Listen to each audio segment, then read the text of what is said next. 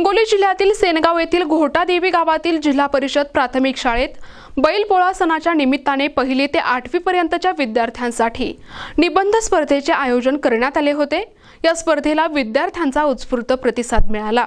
बैलपोळ्याचे औचित्य साधून आयोजित करण्यात आलेल्या या स्पर्धेत इयत्ता 1ली ते 5वी पर्यंतच्या विद्यार्थ्यांसाठी माझा आवडता सण हा विषय देण्यात आला होता, तर इयत्ता 6वी ते 8वीच्या विद्यार्थ्यांना विज्ञान शाप की वरदान आणि मोबाईल शाप की वरदान असे 2 निबंधाचे विषय देण्यात आले होते।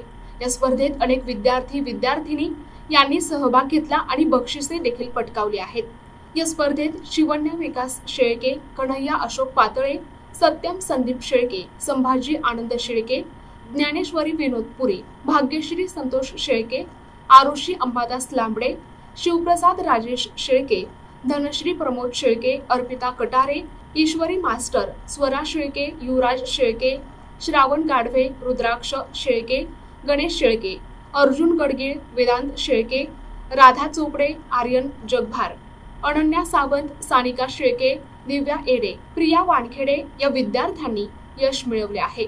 या यशस्वी विद्यार्थ्यांचा गावातील ग्रामस्थ आणि शालेय समिती अध्यक्षांच्या वतीने सत्कार करण्यात आलाय।